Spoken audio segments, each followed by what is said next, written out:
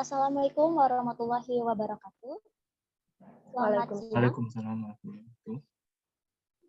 Yang terhormat Ibu dosen pengampu mata kuliah Perekonomian Indonesia, Ibu Purwatiningsih STMM, dan teman-teman sekalian yang berbahagia. Perkenalkan, kami dari kelompok 5 akan presentasi materi konsep kependudukan dan ketenagakerjaan. Sebelum memasuki materi, saya akan memperkenalkan terlebih dahulu anggota-anggota kelompok saya. Yang pertama, ada saya sendiri sebagai moderator. Perkenalkan, nama saya Vidya Pamasyari dengan NIM 64211527 sebagai pembicara 1, dan teman saya. Nama saya Putri Amalia Ramadan dengan sebagai pembicara 2 dengan NIM 642111528. Dan nama saya Muhammad Saifuddin sebagai pembicara 3 dengan NIM 642111532. Perkenalkan, nama saya Nabila Putri Firdausa dengan NIM 641151529, pembicara keempat. Salah satu teman kami juga, Muhammad Andika, dengan NIM 6411493. Baik, terima kasih. Saya akan masuk ke materi pertama, yaitu tentang konsep kependudukan.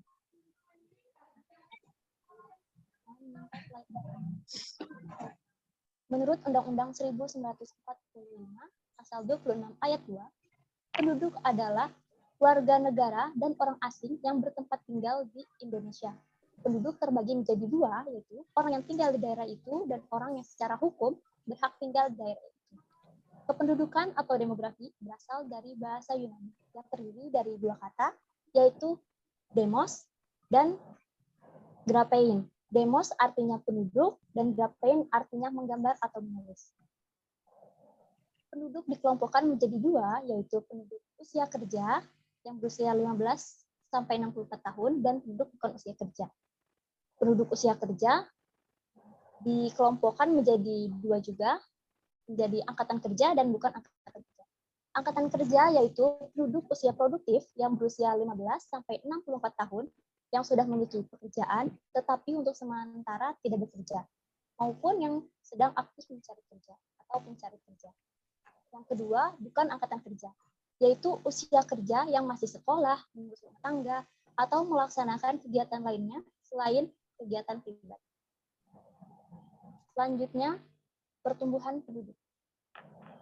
Menurut teori Malthusian tahun 1948 menjelaskan bahwa pertumbuhan penduduk dapat dibatasi dengan dua cara, yaitu preventive check dan positive check. Preventive check adalah pengurangan penduduk melalui penekanan kelahiran, sedangkan positive check adalah pengurangan penduduk melalui proses kematian. Dengan demikian, laju pertumbuhan penduduk dipengaruhi oleh kelahiran atau fertilitas dan kematian, atau biasa disebut sebagai mortalitas. Pertumbuhan penduduk ini dipengaruhi oleh faktor fertilitas, mortalitas, dan migrasi atau perpindahan penduduk. Jumlah penduduk bertambah karena adanya kelahiran dan migrasi yang masuk, sedangkan jumlah penduduk berkurang karena adanya kematian dan migrasi keluar. Materi selanjutnya akan dibawakan oleh teman saya. Kepada pembicara 2, dipersilakan. Konsep ketenagakerjaan. Badan Pusat Statistika mendefinisikan tenaga kerja atau manpower sebagai seluruh penduduk dalam usia kerja 15 sampai 64 tahun yang berpotensi memproduksi barang dan jasa. Pembagian tenaga kerja menurut BPS dibagi menjadi 3. Yang pertama, tenaga kerja penuh atau full employed, yaitu tenaga kerja yang memiliki jam kerja lebih dari 35 jam per minggu. Yang kedua, tenaga kerja tidak penuh atau setengah pengangguran atau underemployed yang memiliki jumlah jam kerja di bawah 35 jam per minggu. Yang terakhir, ada tenaga kerja yang belum bekerja atau sementara tidak bekerja. Adalah tenaga kerja dengan jam kerja 0 sampai 1 jam per minggu. Undang-undang mengenai ketenagakerjaan. Menurut Undang-Undang Nomor 13 Tahun 2003 tentang Ketenagakerjaan Pasal 1, tenaga kerja adalah setiap orang yang mampu melaksanakan pekerjaan dengan baik di dalam maupun di luar hubungan kerja guna menghasilkan barang dan jasa untuk memenuhi kebutuhan masyarakat. Menurut Undang-Undang Nomor 13 Tahun 2003 tentang Ketenagakerjaan Pasal 8, mengenai perencanaan tenaga kerja dan informasi ketenagakerjaan meliputi kesempatan kerja, pelatihan kerja, produktivitas tenaga kerja, hubungan industrial, kondisi lingkungan kerja, pengupahan, dan kesejahteraan tenaga kerja.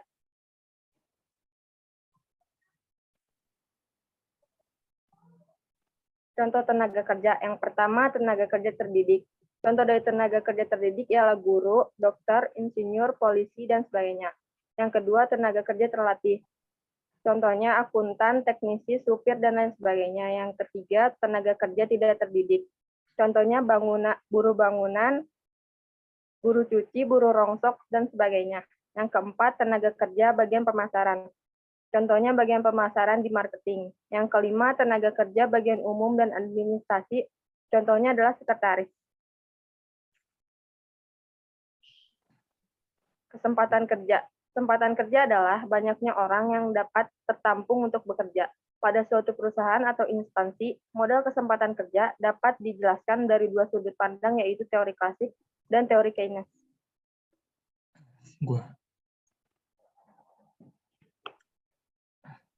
Baik, saya akan lanjut. Di sini ada teori klasik dan teori Keynes. Apa itu teori klasik? Teori klasik mengemukakan mengenai kesempatan kerja, yaitu tingkat output dan harga keseimbangan atau equilibrium hanya bisa dicapai apabila perekonomian berada pada tingkat kesempatan kerja penuh. Sementara itu, keseimbangan dengan kesempatan kerja penuh hanya bisa tercapai melalui bekerjanya mekanisme pasar bebas.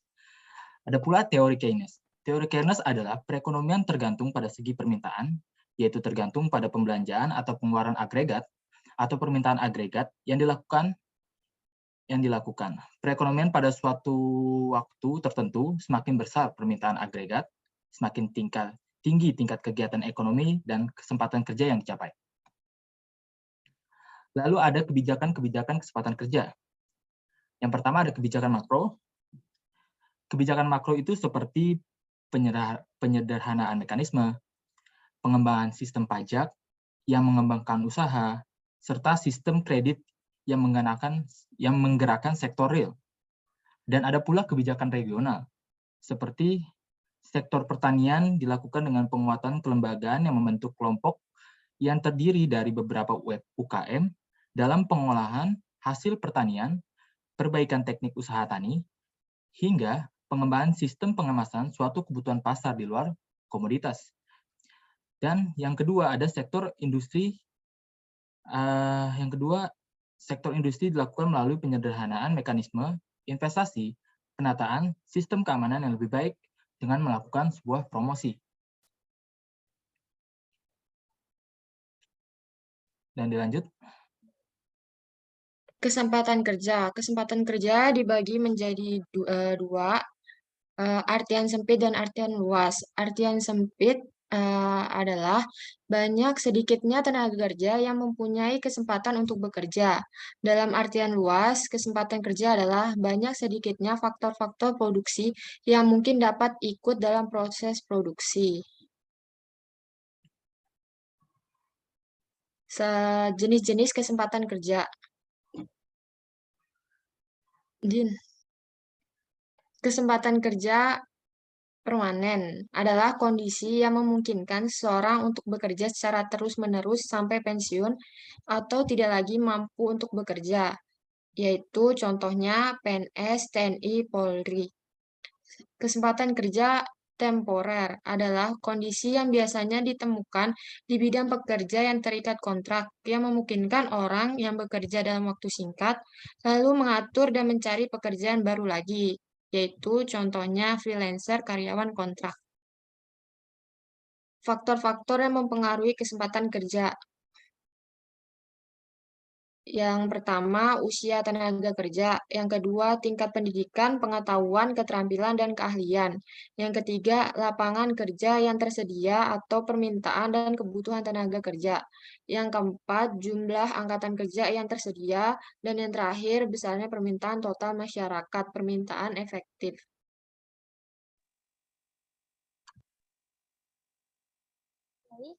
Dari pemaparan yang sudah dijelaskan, dapat ditarik kesimpulan bahwa penduduk adalah warga negara dan orang asing yang bertempat tinggal di Indonesia.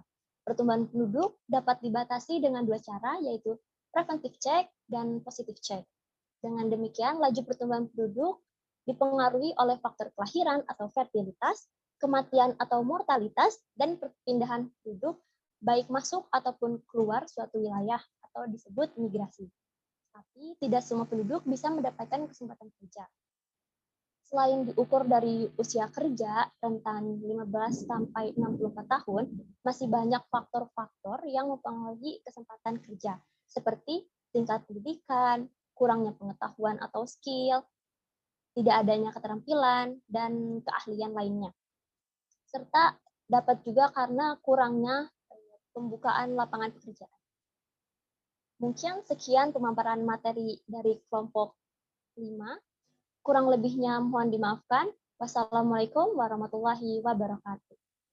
Waalaikumsalam warahmatullahi wabarakatuh.